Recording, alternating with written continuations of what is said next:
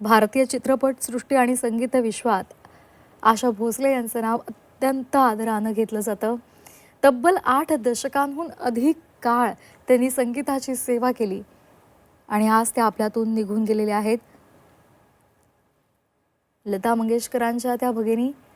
मात्र ज्या पद्धतीने लताताईंनी संगीत विश्वावर आपलं नाव कोरून ठेवलेलं होतं, त्याच प्रमाणे आशा भोसले यांनी सुद्धा खमकेपणाने या संपूर्ण संगीत विश्वात आपले पाय रोवून उभ्या राहिल्या होत्या आणि सर्व जगाला त्यांनी या आपल्या सुरावटींनी एक अविस्मरणीय आनंद दिला. वयाच्या 92व्या वर्षी त्यांनी अखेरचा श्वास घेतला होता. मात्र या इतक्या 92व्या वर्षापर्यंत सुद्धा त्या कायमच चिरतरुण राहिल्या.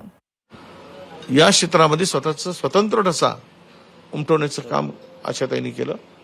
मी माझ्या कुटुंबातर्फे आणि आमच्या पक्षातर्फे आशा दिदींना भावपूर्ण श्रद्धांजली अर्पण करतो. व्यक्तिमत्व होतं.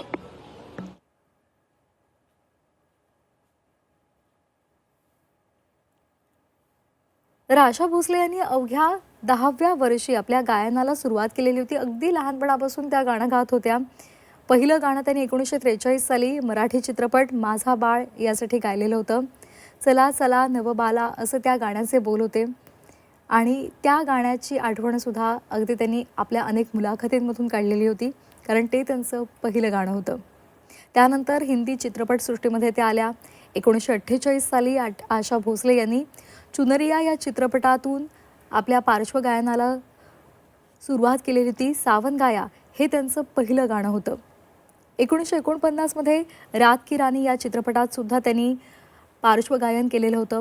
तसंच 1953 मध्ये परिणिता या चित्रपटासाठी सुद्धा त्यांनी आपलं गाणं गायलं आणि त्यानंतर त्यांना खरी ओळख मिळाली आणि मग त्यांनी मागे वळून पाहिलं नाही.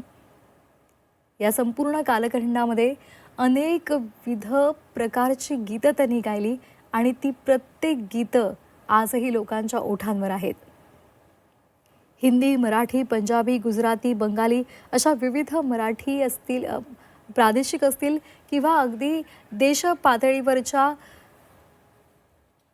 पद्धतीच्या सर्व भाषांमध्ये त्यांनी ही गीतं गायलेली आहेत.